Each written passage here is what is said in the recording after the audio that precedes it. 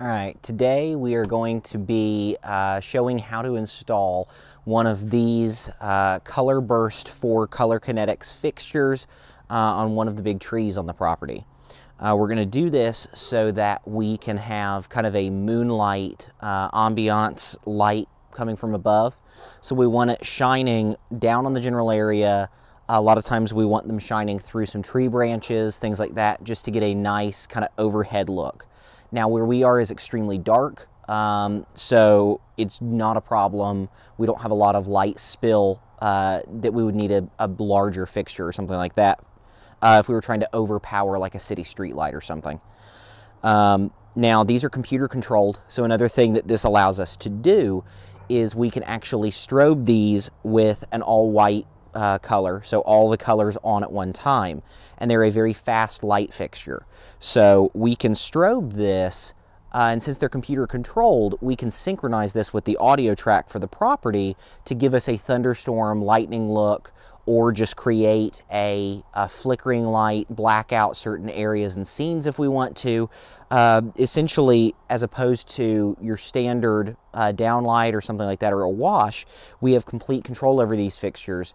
So we are actually able to control the color and also the synchronization with all of the other scenes with our show control software. So the parts you're going to need for this are going to vary a little bit depending on what light fixture, of course, you're installing, what kind of cable you're using, and how you're going to be putting it in. Now, what we're going to do here is we're going to be attaching it to a tree with a 4-inch weatherproof outlet box. So this is the box that matches the bottom of all of the Color Kinetics mountable fixtures. I like to use RAB. So this company has a very good black outlet box that matches very well with the outdoor fixtures, and just overall has a very good build quality. It's not going to chip off with paint, rust, things like that. So we have the ring seal with the 4 holes that matches the 4-inch enclosure as well as the fixture. We have a cable grommet, or a cable gland with a 1/2-inch NPT thread on one end, and then your seal on the other end. So this will screw into one of the holes on the side of the box here and allow us to run our cable in and keep it nice and watertight so we don't get rain in our enclosure. We're going to be using all stainless steel hardware for this. These are the stainless screws that actually match the threads of this enclosure, and have a head small enough to recess onto the small holes on the color burst fixture. And then of course we're going to need a screwdriver for whatever type head you have, whether it's a hex, panhead Phillips screw, anything like that. Automatic wire strippers, some very small, I love to use these for most wiring tasks. These are a needle nose nipper. A lot of times used in electrical circuit repair, things like that. But these allow us to kind of get into the insulation and cut it back without doing damage to the wire. Things specific to our install, as you can see here, we actually have these pre-installed Anderson power pole connectors. These are the smallest power pole connectors, and these were pre-installed in the fixture since I got them used. But I really like them. They make it a lot easier to swap out a fixture if I need to. So instead of trying to modify these or cut these off, I actually got the matching ones for my wiring end. Now you could use just kind of an outdoor rated, like the gel-filled wire nut, or a push lock, like a Scotch lock connector, something like that on these without a problem. So we've got, again, our color matched Anderson power pole connectors. These are the 15 amp, which is just big enough for the wire that we're going to be using, our 16 gauge outdoor wiring that I showed you in another video. And because of that, we also have this insulated and non-insulated stripper. This is a Klein 1005. I love this stripper, or excuse me, this crimper.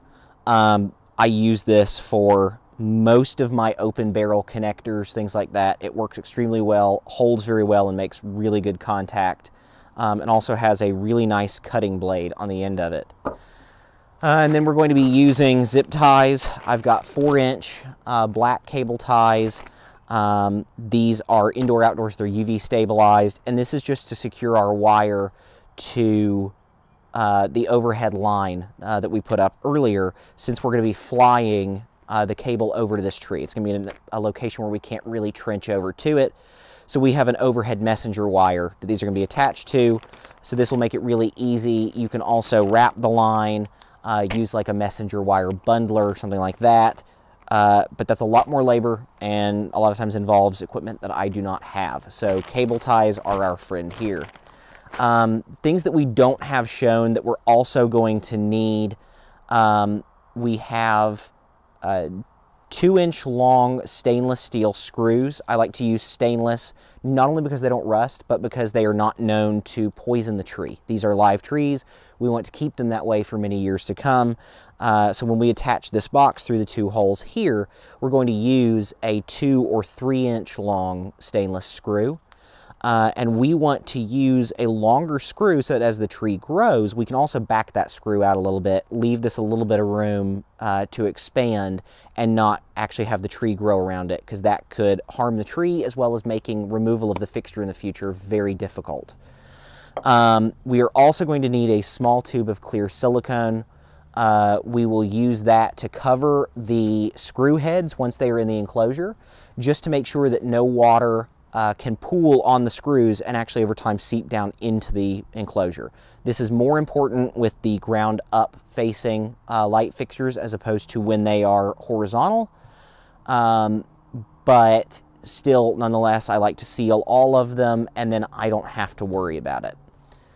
All right, guys, I'm going to switch over to the hat cam and we'll get on our way. All right, guys, so what we're going to do before we actually go up into the tree is we're going to make sure we have everything already set up where we need it so that we have as little time on the ladder as possible. So we're actually going to go ahead. These come pre-installed with these little 1/2-inch plugs, and we do not need them kind of where they are. So what we're going to do is we're going to go ahead here, and we're actually going to take these, and we're going to coat them in a little bit of a clear silicone kind of around the edge to seal this up, keep it nice and watertight, and keep it from working itself loose over time. So what I like to do is I like to have my cable gland on the lower portion of the box, whichever direction that's going to be facing. That way any water that comes is not going to just sit at the connection where it's going in, so it helps to drain it away. Now these come with all of these pre-installed, so we've got to move this around. So we removed this one toward the bottom so that our 2 mounting ears here are going to be kind of running with the tree. That way we've got a nice surface. You know, you don't want to risk getting too close to the outer edges or damaging the bark. You want it to go in nice and solid into the core of the tree. So we're going to just take this plug here and we're going to move this around to the back, since we do not need the back to be open here. And then we are going to take the sealed cable gland. You've got this little O-ring around it, and we're actually going to move that down here so that this is facing down when this is installed. So I'm going to go ahead and do the other ones of these and see you in a little bit. We've come over to the tree where we'll be installing this fixture. And as you can see, we've got the end of our cable here, which we've already stripped back and stripped the individual conductors on. So what we're going to do now is we're going to go ahead and we are going to first put our wire through our cable gland here. I've made this mistake many times where I get everything terminated, everything's ready to install the light, and I realize that this has not been installed on the cable, and the cable will no longer fit through the opening. So you have to take all the connector back apart and put the conductors through one by one. It's not fun. It's kind of like heat shrink that you forget after you've already soldered your wires. So we're going to go ahead and put this box on and let it kind of go down the cable a little bit. And then we're going to get our terminals ready. So again, these are the smallest, the 15 amp terminals for the power pole connectors. And these are a closed barrel tinned little contact. So we're just going to put these on. As you can see, we've got our stranded tray cable here, and these just go right on, and they're about as this is about the biggest wire that you'll be able to use these with. So we're going to use the non-insulated terminal crimper here and just get it seated right in to where the little punch is going to put a divot nicely right in the contact here. So you've got this nice crimped contact. It didn't go in anywhere. It hasn't really separated the barrel here. But that is how you're going to crimp these little power pole contacts. And again, this is just something that's a very nice to have thing. Makes the light easier to replace.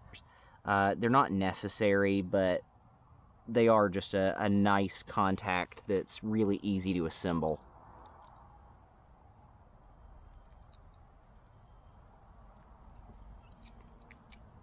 Alright, now once these are crimped on, we've got our corresponding colors of the actual connectors here, the connector bodies.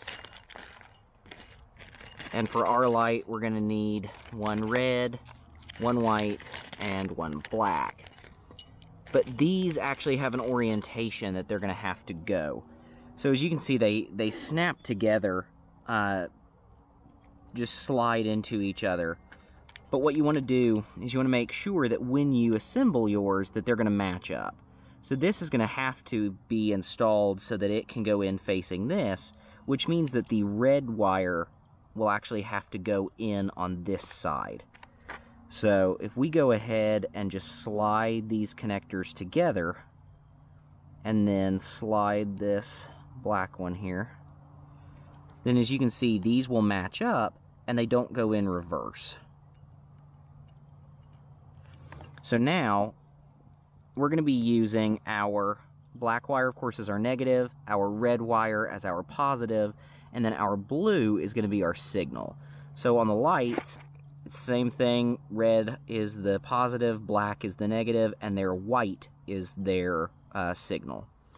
So we want to just make sure that we have the connectors oriented properly. We need the blue in the middle. And then you want this little turn down facing to where it's going to lock onto the little spring inside these clips. So we can go ahead and put these in. Alright, so we've got our connector assembled here. And this is going to match up with the connector for the light. So now what we're going to do is we are going to go ahead and put our gasket on here.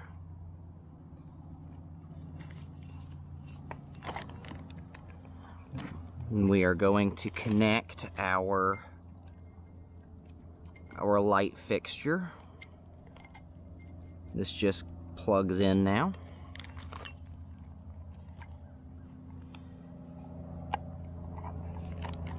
We want to make sure our holes in our gasket line up,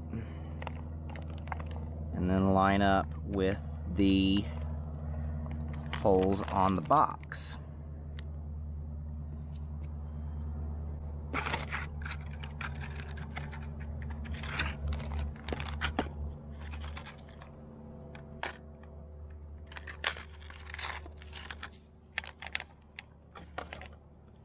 Now we can just drop these in.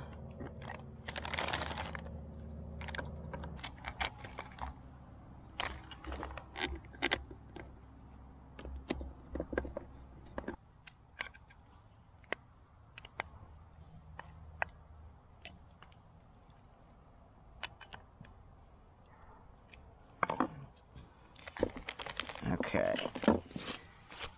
And then we're going to go ahead and just put a little bit of clear silicone just on these screw heads here so that no water can pool in them. So our light fixture is mounted now, and we're going to just tighten up the cable gland here. So now our light is going to be ready to install in the tree.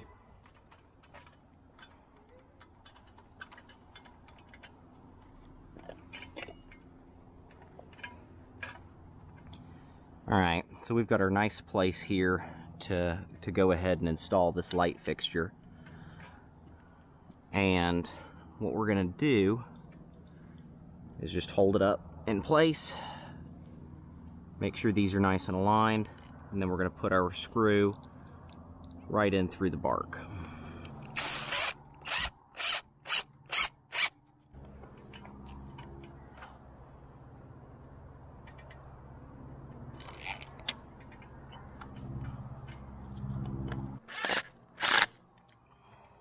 Okay, so we got our light fixture mounted here.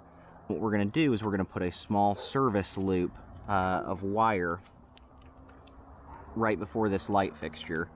And we kind of want it to hold itself in place here. And then you never want to wrap anything around a tree trunk like this. When you're attaching anything to a tree, you always want to just attach it to the face of it. As the tree grows, it's going to grow into whatever you've got wrapped around this. It's going to pull on your cable and actually cause shorts, damage to the tree, and damage to the cable. So you also do not ever want to staple the wire into the tree trunk. You always want anything to be so that you can undo it so that it can grow with the tree and have a little bit of slack. So what we're going to use is we're actually going to use a little mountable cable tie here. And this has this little eyelet on it that we can easily put a screw through. And this doesn't need to be super tight or anything in there. You just want it so that the cable is secure up here. And you want to just make sure that your cable stays where it's supposed to be, doesn't put any strain on the fixture, but you can always come back and clip these later on, back these screws out, and readjust this as the tree grows. So you do want to check these periodically and make sure that the tree is not growing over the screw or into your cable, and adjust them as needed. We're going to aim this one down later, kind of aim it at an angle, and then we're going to go ahead and run it along our guy wire over to our power supply. Now what you could do is just run this all the way down to the ground like this on the surface, and then either direct bury if you've got a direct burial cable, or run a conduit up to the tree. But this is about the easiest way that you're going to be able to readjust things. You're not going to harm the tree or anything, and it's just a fast, simple install. Alright guys, can't wait to show you these on, but unfortunately that's going to be a later video.